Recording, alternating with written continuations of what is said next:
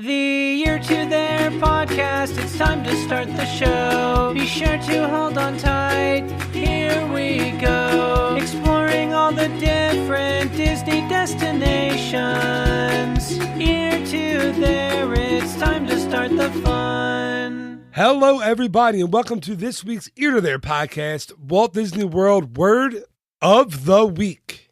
I am your host, Phil Gramlich, and each and every week I will be bringing you a different Walt Disney World word, and then I'll give you all kinds of tips, tricks, hints, background stories, all kinds of things about that word. And before we get started this week, I have to apologize. I just got back from a Disney cruise, and boy, are my arms tired. No, I crack myself up sometimes. No, actually, we just got back from our land and sea vacation as I'm recording this, and you could probably tell I got sick again on this last trip. So hopefully I can get through this episode without heavily editing it because I am coughing and sneezing and all kinds of stuff. Okay. Thanks for your patience in advance for listening to this episode. And as somebody very famously once said, the show must go on. So here we go. This week's Walt Disney World Word of the Week is brought to you by the letter D. D for dragon. And I won't be talking about Mushu from Mulan, and I also won't be talking about Pete's Dragon or Puff the Magic Dragon. What I actually wanted to talk about this week is the dragon in the logo for Disney's Animal Kingdom. So before we get into it about the dragon, I wanted to give you a little bit of background, a little bit of history on the concept of Disney's Animal Kingdom. So when Michael Eisner and the Disney Imagineers were trying to think of what to build for a fourth gate or a fourth park, the concept of doing something around nature kept coming back up. See, Walt Disney loved animals, he loved nature, he loved the outdoors, so it was pretty much widely accepted that something along those lines would be perfect for a fourth park. One thing that was used as an inspiration for the parks was the True Life Adventure series. Now, if you don't know what the True Life Adventure series was, it was a series of 14 full and short-length documentary films that were released between 1940 and 1960. Now, these films were made by Walt Disney Productions and went on to win 8 Academy Awards over that time. Now, even if you don't remember these series, if you're too young to remember them, you probably remember some of the titles, including such films as Seal Island, The Living Desert, The Vanishing Prairie, The African Lion, and many, many more. Well, actually, exactly 10 more, as I just gave you 4 titles. Okay, moving on. So the Imagineers and Michael Eisner drew their inspiration for Disney's Animal Kingdom from these films. So basically, once the idea was decided upon, it took almost 5.5 years for construction to be started on the park. Eisner and Disney had a lot of trouble convincing other people that this park would be something else and not just a zoo. As a matter of fact, you might remember that after the park was built and open, Disney actually used that phrase, not a zoo, for years. I think it was like 8 years to advertise the park. They wanted to let guests know that, sure, yes, this had live animals and did showcase them, but it was much, much more that you would find in your local or city zoo. You know what? Let's listen to one of those commercials because I always love it and I love hearing it, so I'm going to put it in here. Not a zoo. Not a zoo.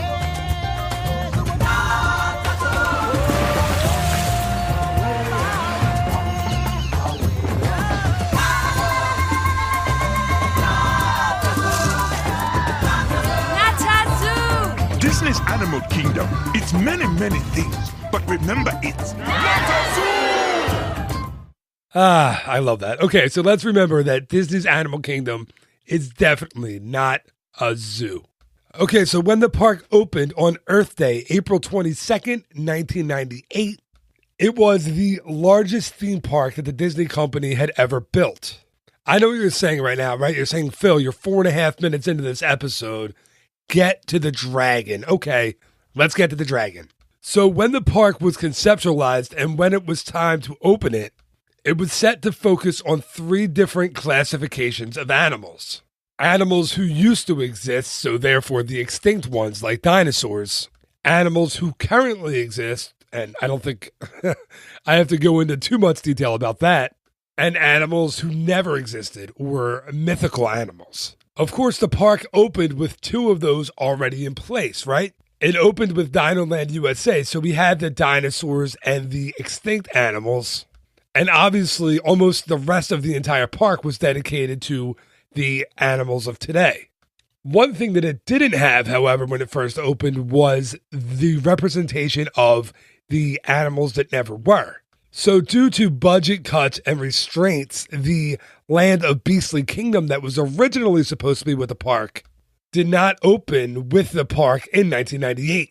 Instead, a quote-unquote temporary land, Camp Mini Mickey, opened with the park instead. I put the quotes around temporary because, yes, it was supposed to be temporary, but temporary lasted for almost 20 years.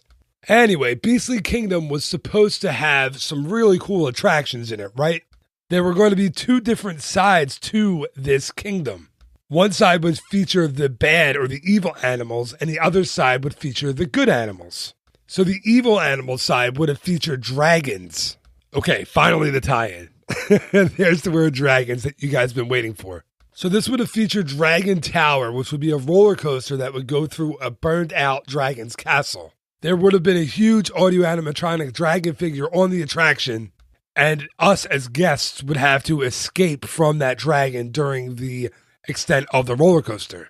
The good side was supposed to feature unicorns, and there would have been a Quest of the Unicorns attraction, and that would have featured mythological animals like unicorns and other fairy tale and mythological creatures, and eventually you would wind up in some type of grotto where the unicorns lived. I'm actually really sad that never happened, because I wonder how they would have had unicorns on that attraction. I'm assuming they wouldn't have had horses with unicorn horns strapped to their heads, but you never know.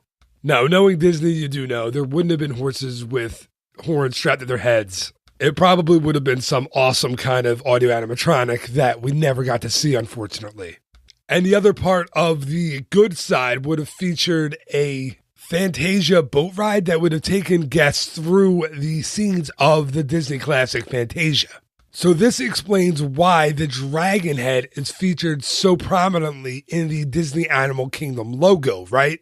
Beastly Kingdom was supposed to open with the park, but it kept getting pushed back and pushed back. And then in the year 2000, okay, remember that Conan O'Brien skit? I don't know if you guys are like me and you remember that skit when he and Andy Richter would do, in the year 2000. Okay, quick aside, sorry. But in the year 2000, the Disney movie Reign of Fire was released, and that was a movie that was set in the future where the remaining inhabitants of Earth would have to battle fire-breathing dragons. This was kind of the last chance for Beastly Kingdom, right? Disney figured if Reign of Fire hit big, then they could build their Beastly Kingdom and tie the movie Reign of Fire into the land. As we all know, Disney loves synergy, and this would have been perfect synergy to market the two at the same time.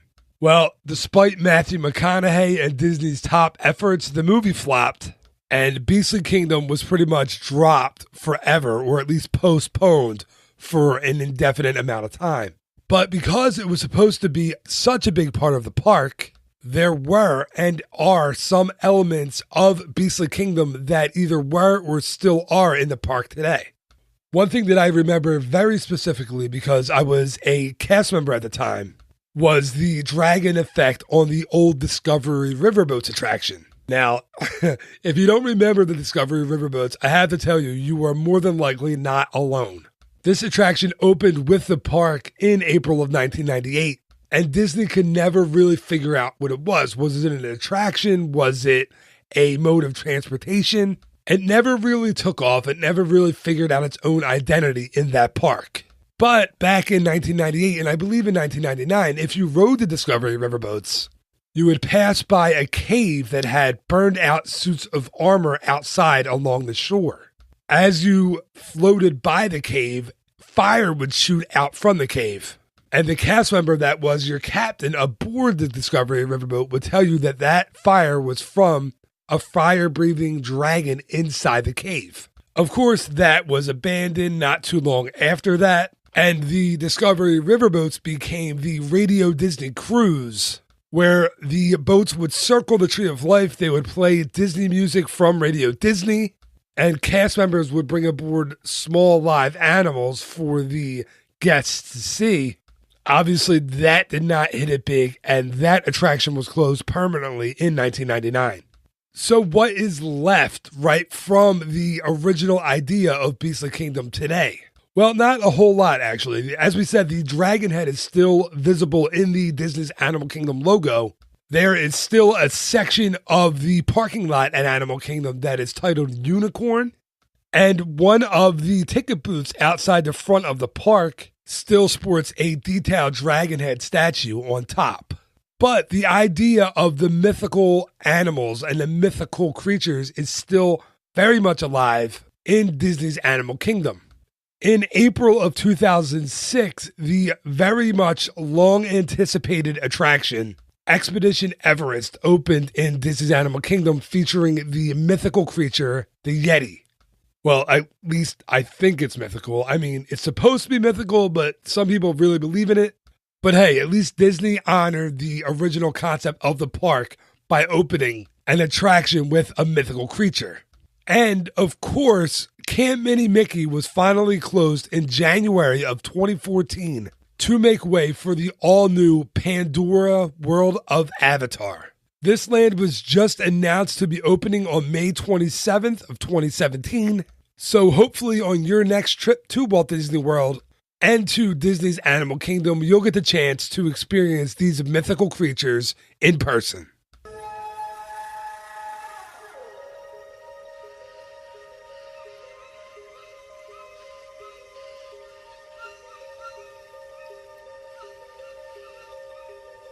And that is going to do it for this week's Ear to There podcast, Walt Disney World Word of the Week.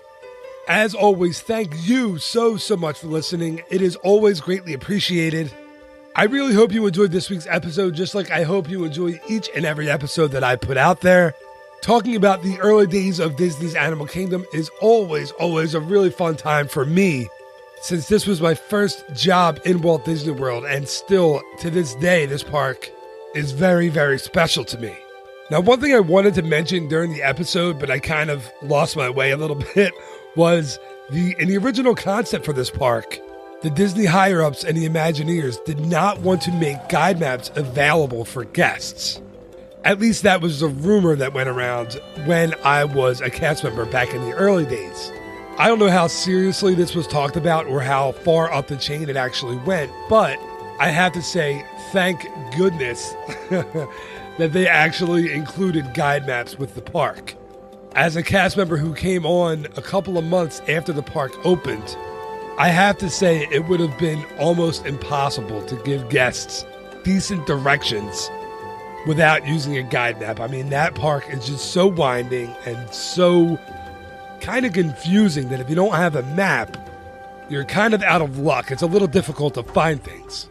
But that's kind of what the concept is, right? You're supposed to kind of find things on your own and stumble upon things as if you would if you were out in nature. And to me, that's one of the cool things about the new Pandora, the World of Avatar land, right? The rumor is there'll be no signs, there'll be guide maps, but there will be no signs, at least signs in English that'll tell you where anything is. I kind of like that idea.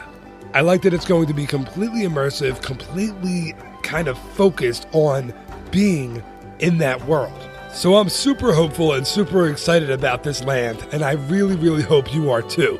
I think Disney now sees what it's up against with the park down the street, and they are ready to hit this one completely out of the park. So I'm so excited about this one. Okay, again, I hope you really enjoyed this episode, and if you did, all I ask is that you tell someone about it. Tell that Animal Kingdom fan, tell that animal lover, tell that Pandora World of Avatar fan in your life that they really have to listen to this episode. I'd really appreciate it, and thank you so much in advance. Just remember, there will be a new episode of the Walt Disney World Word of the Week podcast each and every Wednesday morning, as well as a new episode of the regular Ear to There podcast each and every Monday morning. So until next time, thank you again for listening. Have a great week. Bye-bye.